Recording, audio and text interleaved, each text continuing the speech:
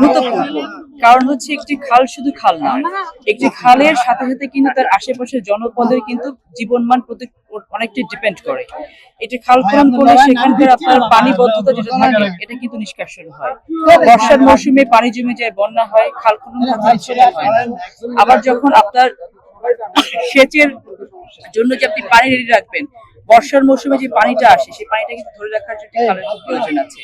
এই খাল খনন করার কারণে কিন্তু উত্তরাঞ্চলে বিগত সময়গুলোতে খরা হয় না, জিয়াউর রহমানের সময়, রাষ্ট্রপতি জিয়াউর রহমানের সময়। তো আমাদেরকে একটা জিনিস মাথায় রাখতে হবে যে আমরা যদি এই কাজগুলো করি, সব থেকে বড় কথা যেটা, যে খাল খননের মাধ্যমে কিন্তু গ্রামাঞ্চলের মানুষের একটি কর্মসংস্থান আগের মতোই clean. Berger easy clean fresh, দেয়ালে দাগ থাকবে না, রাখবে সুরভিত।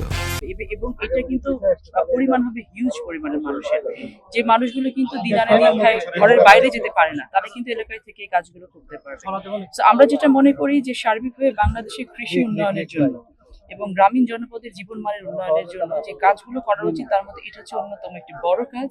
এবং এটা মানুষ এত চমৎকারভাবে অ্যাকসেপ্ট করেছে, মানুষ বুঝতে পারছে যে 3.5 থেকে 4 বছরের মাথায় শহীদ রাষ্ট্রপতি জিয়াউর রহমান বাংলাদেশের যে অভূতপূর্ব উন্নয়ন সাধন করেছিলেন, তার সন্তান আমাদের বর্তমান প্রধানমন্ত্রী জনাব তারেক রহমান একইভাবে সেই একই শিল্প বিপ্লব, কৃষি বিপ্লবের মাধ্যমে এই বাংলাদেশকে আবার একটি নতুন একটি দ্বার উন্মোচন করবেন। এবং উন্নয়নের যে গোড়াপত্তনটি হচ্ছে, ইনশাআল্লাহ এটা অনেক বড় সাস্টেইনেবল, এটা আমাদের যে সাস্টেইনেবল ডেভেলপমেন্টের যে গোল এসডিজি, সেটা তো অনেক বড় ইমপ্যাক্ট করবে ইনশাআল্লাহ। নদী শাসনের বিষয় যেটা আছে, এটা বিগত সময়গুলোতে একেবারে অনুপস্থিত ছিল। আমরা নদী, বিল, খাল এগুলো রক্ষার জন্য সর্বাত্মকভাবে পালন করবো, কারণ একটি দেশের জন্য কিন্তু এগুলো, যদিও এগুলোকে আমরা এদের জীবন নেই, কিন্তু এই এলিমেন্ট গুলো না থাকলে কিন্তু একটি রাষ্ট্র মরে যায়। সো আমরা চেষ্টা করবো প্রত্যেকটা জায়গাতে এই খাল, বিল, যা নালা নদী যেগুলো আছে, প্রত্যেকটাকে আবার নতুন করে রিভাইভ করার চেষ্টা করবো, এবং সেটা করার জন্য যে প্রক্রিয়া আমাদেরকে দিতে হয় সবগুলো করবো।